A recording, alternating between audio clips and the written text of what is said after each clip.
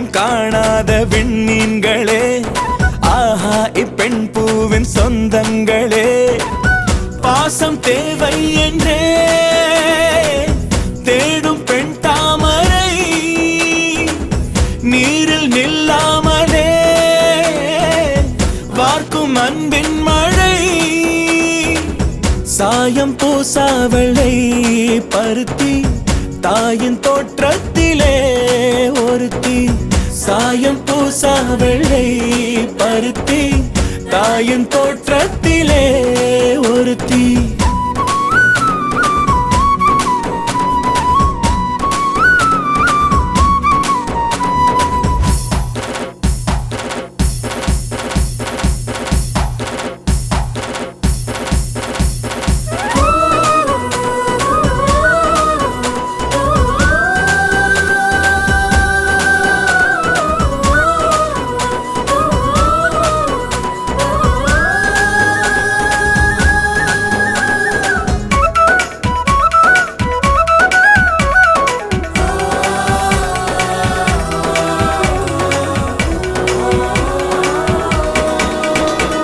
வீட்டுக்குள் பூங்காவை உருவாக்குவாள், தோசைக்கல் ஓசைக்கும் ஸ்வரம் தேடுவாள், 7 வண்ணங்கள் உறவு சேர்த்து செய்வாளோர் உலகு, சாதிக்க போதிக்கும் கல்லூரியோ இவள் ஆதிக்கம் செய்வார்க்கு முள்வேலியோ, புதுமை பூவான பிறவி கடமையோயாத காட்டருவி, செந்தாமரையோ குளநீரில் மலரும் பெண் தாமரையோ மனம் நூறில் வளரும், சாயம் பூசா வெள்ளை பருத்தி தாயின் தோற்றத்திலே ஒருத்தி.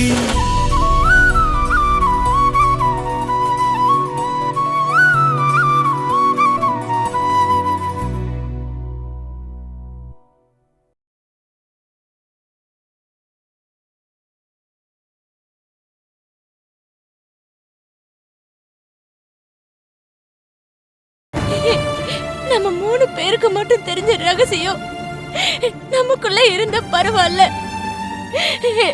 நம்மளையும் தாண்டி அப்பாவுக்கு தெரிஞ்சா, நம்ம குடும்பத்துக்கு தெரிஞ்சா, அந்த கதிர் மிரட்டுற விஷயம் உமா கஜேந்திரன் முத்துலட்சுமி எல்லாருக்குமே தெரிய ஆரம்பிச்சிருச்சுன்னா நான் உயிரோட வாழறதுல அர்த்தமே இல்லடா.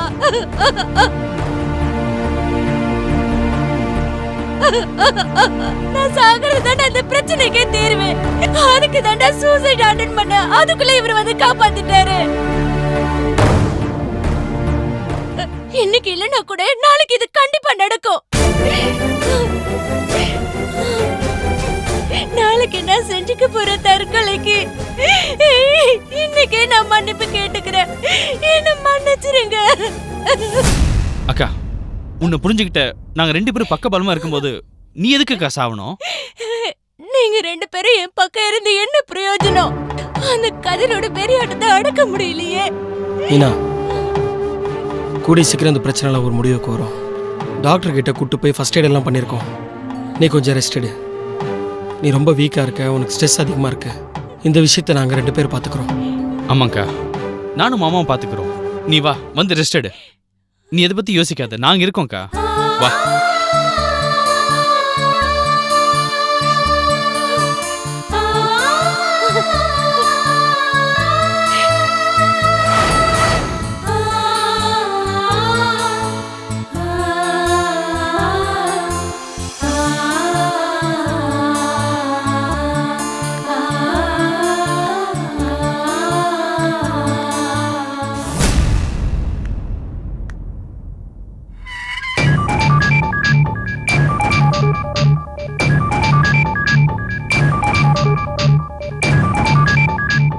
துவாரகேஷ், அந்த கதிரை நம்ம ஏதாவது பண்ணி ஆகணும். இதுக்கப்புறமா அவனை நம்ம விட்டு வச்சோன்னா நமக்கு தான் ஆபத்து. அவனை நான் பல தடவை அடிச்சிருக்கேன், பப்ளிக்கில் வச்சு உதைச்சிருக்கேன், போலீஸில் கூட பிடிச்சி கொடுத்துருக்கேன். ஆனால் அவன் அடங்க மாட்டேங்கிறான். அவன் நடக்கிறதுக்கு ஒரே ஒரு வழிதான் இருக்கு. உன் அக்காவை நீ உன் வீட்டுக்கு கூப்பிட்டு போயிரு. நான் அவளை உன் பாதுகாப்பில் விட்டுட்டு போகிறேன் துவாரகேஷ். நான் திரும்பி வருவேனா இல்லையான்னு எனக்கே தெரியாது. மாமா என்ன மாமா எப்படி சொல்றீங்க? வேற வழி இல்லை துவாரகேஷ். உன் அக்கா இருக்கிறதுனால தான் நான் கதிரை முழுமையாக எதுவும் பண்ணாமல் இருக்கேன். இந்த பிரச்சனைக்கு காரணமே அவ தான். இந்த பிரச்சனையை நான் முடிக்காமல் இருக்கிறதுக்கும் காரணம் அவ தான். எப்போ மீனாவை டார்ச்சர் பண்ணிட்டே இருக்கான். இதுக்கு மேலே என்னால் பார்த்துக்கிட்டு சும்மா இருக்க முடியாது. அவன் கதையை நான் முடிச்சிடுறேன். உன் அக்காவை நீ பார்த்துக்கோ. முடியாது. அக்காவுக்கு உங்கள் துணை தேவை. நீங்களும் அக்காவை தான் சந்தோஷமாக இருக்கணும். அவன் கதையை நான் முடிக்கிறேன். அது எப்படி நான் பார்த்துக்கிறேன். துவாரகேஷ், பிளான் பண்ணி செய்ய வேண்டிய நேரத்தில் பக்காவை பண்ணோன்னா யாரும் போலீஸ்ட்டு மாட்டி ஜெயிலுக்கு போக வேண்டிய அவசியம் கிடையாது. இதை நான் பார்த்துக்கிறேன். நீங்கள் நிம்மதியாக இருங்க.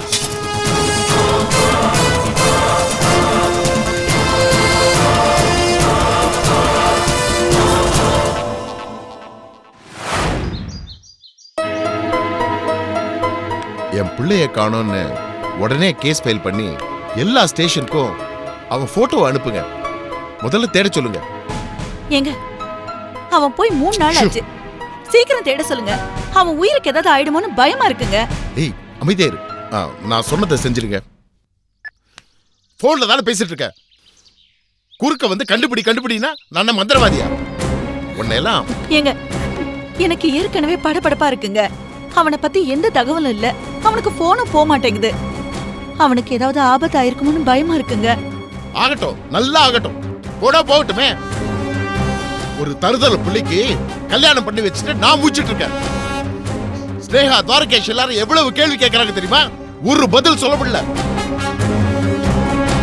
எவ்வளவு முறை உன்கிட்ட இந்த கல்யாணம் வேணாம் வேணாம் வேணாம்னு சொன்ன, கொஞ்சமாவது கேட்டே நீ? உன் பிள்ளைக்கு கல்யாணம் பண்ணி வச்சுட்டு நான் தாண்டி எல்லாருக்கும் பதில் சொல்லிட்டு இருக்கேன். அவன் மட்டும் என் கையில கிடக்கட்டும், உண்டு இல்லன்னு ஆக்கிரம் பாரு. ஏன் இப்படி எல்லாம் பேசுறீங்க? அவனுக்கு மட்டும் ஏதாவது ஒண்ணு ஆச்சு என்ன உயிரோடவே பார்க்க முடியாது. என்ன மிரட்டுறையா? நான் இதுக்கெல்லாம் பயப்படுவேன் நினைக்கிறேன். அஞ்சலியை கெடுத்துட்டு பிரியா கழுத்துல தாலி கட்டினது இவன் தான் நிரூபணம் ஆகட்டும். நீ கஷ்டப்படுத்துக்காத, நீயே சாக வேணாம், நான் பாத்துக்கிறத. ஏங்க, யாரோ வராங்க.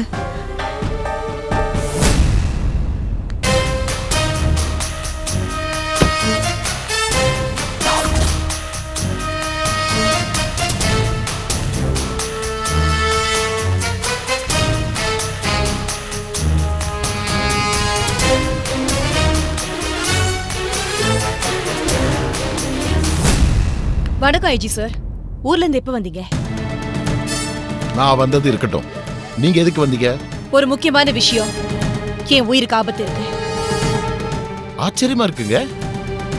சாதாரணமா உங்க ஹாஸ்பிட்டலுக்கு வர நோயாளி சொல்ல வேண்டியதை நீங்க என்ன சொல்றீங்க. சார் கிண்டலா? நான் ரொம்ப சீரியஸா பேசிட்டு இருக்கேன். நான் கூட சீரியஸா தாங்க பேசுறேன். ஏங்க, அவங்களுக்கு காஃபி டீ ஏதாவது? No thanks. ஆமா, உங்க மருமக அவங்க அம்மா வீட்டுக்கு திரும்ப போயிட்டாலாமே. உங்க புள்ளைய வேற காணுமா? வந்த விஷயத்த சொல்லிட்டு கிளம்பிட்டே இருக்கலாம்.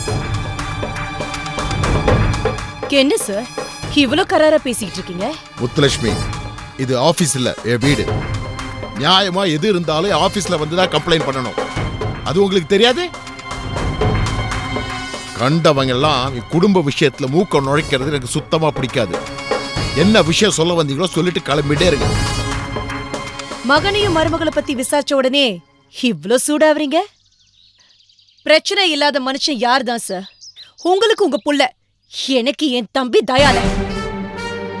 அவன் நடத்த சரியில்லை சார். நான் தான் அவனை ஹாஸ்பிட்டல்ல இருந்து விரட்டி விட்டேன். திடீர்னு குடிச்சிட்டு வந்து கலாட்டா பண்றான். கத்தி எடுத்து என்னையும் குத்த வரான். என்ன கொண்டுடுவேன் மிரட்டிட்டு போறான். உங்க பாசக்கார தம்பி உங்களை மிரட்டுறாரா? திடீர்னு ஏன் அப்படி பண்றாரு? உனக்கு ராஸ்கல் குடிக்கிறதுக்கு காசு இல்ல. கஜேந்திரன் வேற கூட்டு வேற. அவர் அவனை தப்பான வழியில பிரெயின் வாஷ் பண்ணிக்கிட்டே இருக்காரு. என்கிட்ட பணம் கேட்க அவனுக்கு சொல்லி கொடுக்கறாரு. அவனு வந்து சொத்துல எனக்கு பங்கு கொடு, ஹாஸ்பிட்டல்ல என் பேர்ல எழுதி வைன்னு சொல்லி கலாட்டா பண்ணிட்டு இருக்கான். என்ன மிரட்டிட்டு போற அடிக்கடி வந்து. இது என்ன அக்கிரமம் பாருங்க. யாரு ஹாஸ்பிட்டல்ல யாரு பங்கு கேக்குறது சொல்லுங்க. அததான் நானும் சொல்றேன். யார் ஹாஸ்பிட்டல்ல யாரெல்லாம் பங்கு போடுறது. சார், நீங்க என்ன உள்ளர்த்தத்துல சொல்றீங்கன்னு எனக்கு நல்லா புரியுது. I want to make one thing clear. அது என்னோட ஹாஸ்பிட்டல். பாருங்க, அது யாரோட ஹாஸ்பிட்டல் இருந்தா எனக்கு என்ன? எதுக்கு வந்தீங்களோ அந்த விஷயத்த சொல்லிட்டு போங்க. என்ன சார் இவ்வளவு கடுப்பாவீங்க? ஏன் சார் என் தம்பி என்ன கொல்ல வரான்னு சொல்லிக்கிட்டு இருக்கேன். அவனுக்கு பக்கபலமா கஜேந்திரன் இருக்கான்னு சொல்றேன். போலீஸ் ப்ரொடெக்ஷன் கொடுங்க சார், இல்லனா அவனை அரெஸ்ட் பண்ணுங்க. எனக்கு ஒண்ணு புரியல. உங்க வீட்டுக்கு வேலை செய்தா போலீஸ் இருக்காங்கன்னு நினைச்சிட்டு இருக்கீங்களா? இது கூட தெரியாது. சாரி அத நான் மறந்துட்டேன். போலீஸ் உங்க வீட்டுக்கு மட்டும்தான் வேலை செய்வாங்க இல்லையா? கஜேந்திரன் வீட்டுக்கு போய் அஞ்சலியை தேடுவாங்க. உங்க புள்ள கல்யாணத்துக்கு வந்து ராகவனையும் ராஜீவியும் கலாட்டா பண்ணாம தடுப்பாங்க. நாங்கெல்லாம் கவர்மெண்ட்டுக்கு டாக்ஸ் கூட கட்டுறது இல்ல. அப்புறமே போலீஸ் எங்களுக்கு பாதுகாப்பு கொடுக்க போகுது, அப்படிதானே? ஆக்சுவலி நான் லீவ்ல இருக்கேன். நாளைக்கு தான் டியூட்டிலேயே சேர போறேன். That's point number 1. Point number 2, எனக்கு சுத்தமா உங்க மேல நம்பிக்கையே கிடையாது. இன்னைக்கு கஜேந்திரன் எனிமின்னு சொல்லுவீங்க, உங்க தம்பி குத்த வந்துட்டான்னு சொல்லுவீங்க. நாளைக்கு கஜேந்திரன் என்னோட பிசினஸ் பார்ட்னர், என் தம்பி பாசக்காரன்னு சொல்லுவீங்க. இதனாலேயே உங்க மேல கொஞ்சம் கூட எனக்கு நம்பிக்கை கிடையாதுங்க. பாயிண்ட் நம்பர் 3, நீங்க லைனா கோர்த்து இப்படி பேசுனீங்க பாருங்க, என்னமோ என்ன ஏதோ மாட்டி விட்டு ட்ரை பண்ற மாதிரி எனக்கு தெரியுது. சார், நான் என் உயிருக்கு ஆபத்துன்னு சொல்லிட்டு இருக்கேன். நீங்க பாட்டுக்கு என்னென்னமோ பேசிட்டு இருக்கீங்க. ஃபைன், நான் கமிஷனர் ஆபீஸ்க்கு போக போறேன். உங்க மேல கம்ப்ளைண்ட் கொடுக்க போறேன். ப்ளீஸ் தாராளமா போங்க. என் பேர்ல கம்ப்ளைண்ட் கொடுங்க. எதா இருந்தாலும் நாளைக்கு நான் ஆபீஸ் போகும்போது பாத்துக்கிறேன். அதுக்குள்ள உண்மையாகவே உங்க உயிருக்கு தான் ஆபத்துன்னா உங்க ஏரியா போலீஸ் ஸ்டேஷன்ல ப்ரொடெக்ஷன் கேளுங்க. அதுக்கப்புறம் யார்கிட்ட வேணா போங்க. இப்ப போறீங்களா?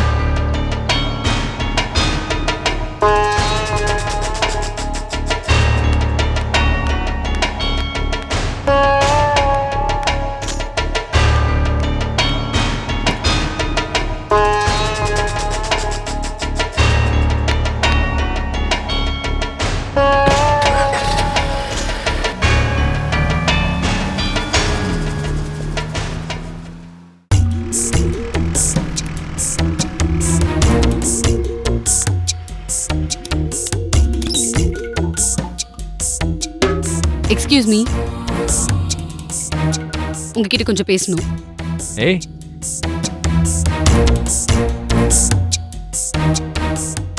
அட ஆச்சரியமா இருக்கு. ராகவன் விட்டு மருமக என்கிட்ட பேசுறதுக்கு என்ன இருக்கு? எதுக்கு மீனா வீட்டுக்கு அடிக்கடி போய் அவங்க ஃபேமிலியை டிஸ்டர்ப் பண்ணிட்டு இருக்க? இத பாரு, இது உனக்கு தேவையில்லாத விஷயம். கிளம்பி போயிட்டே இரு. மீனாக்கும் உனக்கும் என்னன்னு எனக்கு தெரியும். அப்புறம் என்ன, விஷயம் ஈஸி ஆயிடுச்சு. மீனாக்கும் எனக்கும் தொடர்பு இருக்கு. இதுல உனக்கு என்ன தொடர்பு இருக்கு? சீ, இங்க பாரு, எப்பவோ நடந்த ஒரு தப்பு. அத இப்ப வரைக்கும் நீ மனசுல வச்சுக்கிட்டு அவ ஃபேமிலிய தேவையில்லாம டிஸ்டர்ப் பண்ணிட்டு இருக்க. மரியாதையா சொல்றேன், அவளோட வாழ்க்கையில இருந்து விலகிரு. இதுக்கு மேல நீ அவளை டிஸ்டர்ப் பண்ணாத.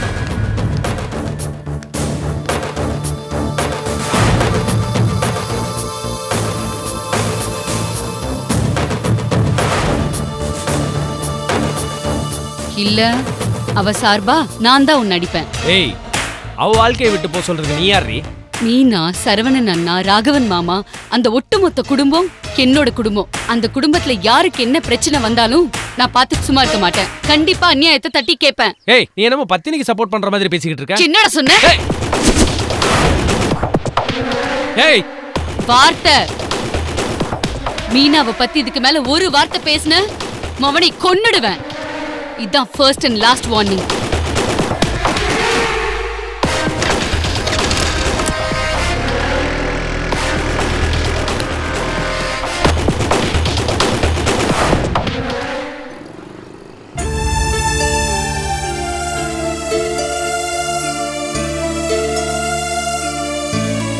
ஒரு வழியா ராஜி திட்டி மிரட்டி சுஷ்மாவை வீட்டை விட்டு அனுப்பிச்சிட்டாமாப்ல.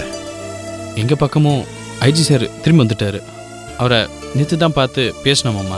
பிரியா வீட்டை விட்டு போயிட்டான்னு இப்போ அவருக்கும் தெரிஞ்சிருக்கும்ல. இமீடியட்டா ஏதாவது ஆக்ஷன் எடுப்பார் பாருங்களேன்.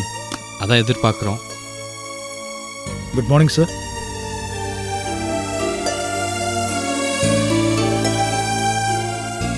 வரலாமா சார்? வாங்க ஷியாம். வா.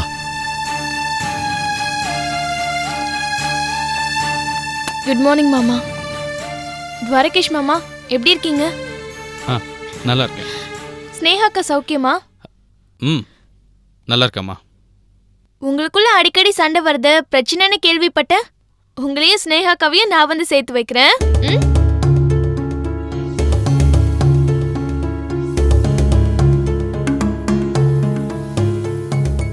இங்கே பாருமா, நானும் ஸ்னேகம் புருஷன் பொண்டாட்டி, எப்போ ஒன்றா சேர்ந்துப்போம். எங்களை பற்றி நீ கவலைப்படாத. உனக்கு கேன்சர் இருக்குன்னு சொல்லி ராஜ்யத்தைய நீங்கள் 2 பேரும் ஏமாத்திருக்கீங்க. ஏன் இப்படிலாம் ட்ராமா பண்ணீங்க? அதுக்கு முதல்ல மாமாக்கு விளக்கம் சொல்லுங்க. அதை பற்றி தான் நான் பேச வந்திருக்கேன் துவாரகேஷ். அப்போ நீங்கள் பேசுங்க, நான் கிளம்புறேன். நீங்க இருக்கலாம் மாமா. நீங்க என்னைக்குமே மாமாவுக்கு சப்போர்ட் பண்ணுவீங்க. நீங்க எல்லாருக்கும் நல்லது தானே பண்றீங்க. நாங்க பேசும்போது நீங்க இருக்கலாம், தப்பே இல்லை. இல்லை, எனக்கு கொஞ்சம் வேலை இருக்கு, நான் கிளம்பணும். வரேங்க. வரேன் மாமா.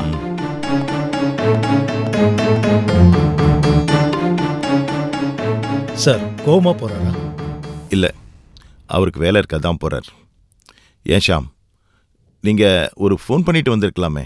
குடும்ப விஷயம் பேசுற இடமா இது? சாரி சார், ஃபோன் பண்ணா வர வேண்டான்னு சொல்லுவீங்க, அதனால தான் நேரடியாகவே வந்துட்டேன். சுஷ்மாவை பார்த்தா முகத்தை பார்த்தாவது பேசுவீங்கல்ல.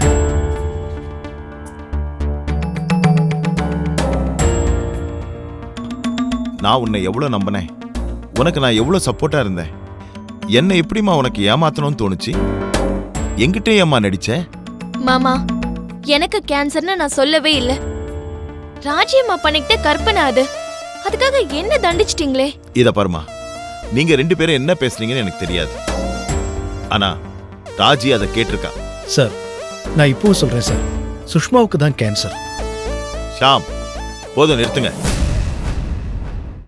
என்னைய ராஜியும் முட்டாளாக்கினதெல்லாம் போதும். சார் ராஜிதா சார் சுஷ்மாவோட அம்மா. சும்மா திரும்ப திரும்ப அதையே சொல்லாதீங்க மிஸ்டர் ஷாம். ஏதாவது உண்மையான ஆதாரம் தான் காட்டுங்க, அதை பத்தி பேசலாம். ஏன் மாமா இப்படி கோவப்படுறீங்க?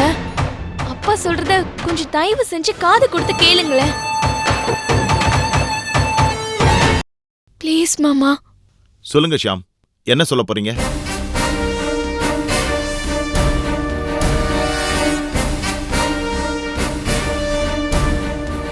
ராஜிதா சார் சுஷ்மாவோட அம்மா. நான் திரும்ப திரும்ப சொல்றேன்னு தப்பா நினைக்காதீங்க. நான் முட்டாள் இல்லை சார். நான் சொல்றதுக்கு காரணம் இருக்கு. இந்த அம்மா பொண்ணை சேர்த்து வைக்க நான் நடத்துற போராட்டத்துல உங்க ஒத்துழைப்பு இல்லைன்னா என் முயற்சி தோல்வி அடைஞ்சிடும் சார். அதனால ஒரு முக்கியமான ரகசியத்தை நான் இப்போ உங்ககிட்ட சொல்லிதான் சார் ஆகணும். நேரம் வரும்போது நீங்க ஒருத்தரை சந்திக்கணும் சார். அவங்கதான் இந்த இந்த பிரச்சனைக்கு எல்லாம் மூல காரணம். யார் அவங்க? சொல்றேன் சார். ஆனா அதுக்கு முன்னாடி இன்னொரு முக்கியமான விஷயம். அதை இப்போ சொல்றதுக்காக என்ன மன்னிச்சிருங்க சார். ஆக்சுவலி இவ பேரு சுஷ்மா இல்ல.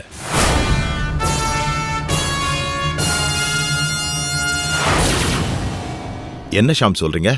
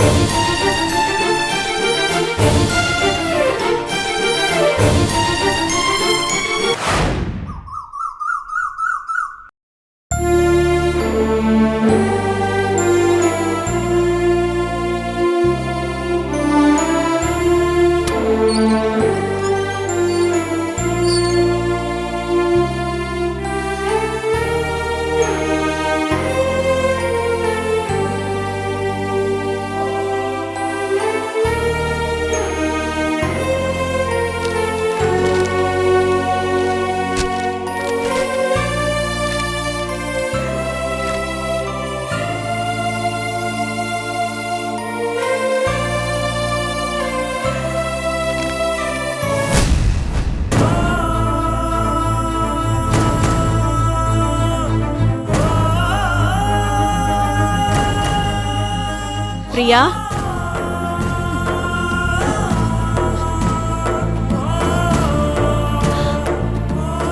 பிரியா அழாதம்மா. இப்படி சாப்பிடாம இருந்தீன்னா உன் உடம்பு தாம கெட்டு போகும். நான் உனக்கு ஊட்டவா? வேண்டாமா. ப்ளீஸ்மா, எந்திரிச்சு வா, கொஞ்சம் சாப்பிடுமா. எனக்கு வேண்டாமா ப்ளீஸ். என்ன கொஞ்சம் தனியா இருக்க விடு. இப்படி அடப்பிடிச்சா எப்படிடி ஒரு வாய் சாப்பிடுறீ?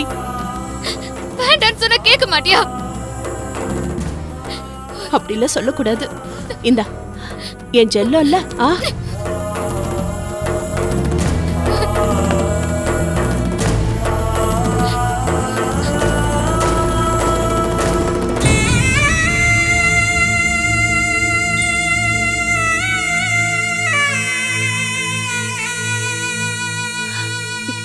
எங்க நம்ம பொண்ணு இப்படி வாழா வெட்டியா வந்து உட்கார்ந்துருக்கா. நீங்க தலை நிமிராம பேப்பர் படிச்சிட்டு இருக்கீங்க. என்ன தலகுனிய வச்சவளே அவதானடி. வந்ததுல இருந்து பிரியா பச்சை தண்ணி கூட குடிக்கலீங்க. அவளுக்கு 4 வார்த்தை ஆறுதல் சொல்லக்கூடாதா? அவ அப்பன் திவாகரனுக்கு தந்தியடி. பெத்த பிள்ளைக்கு அவன் தானே ஆறுதல் சொல்லணும். ஏங்க அவ ஏற்கனவே நொந்து போயிருக்காங்க. ஏங்க இப்படி பேசுறீங்க? நான் அதை விட நொந்து போயிருக்கேன்டி. அப்படிதான் பேசுவேன். ஏங்க ப்ளீஸ் ஒரு 4 வார்த்தை அவகிட்ட பேசுங்களேன். அவ மனசு சந்தோஷப்படும்.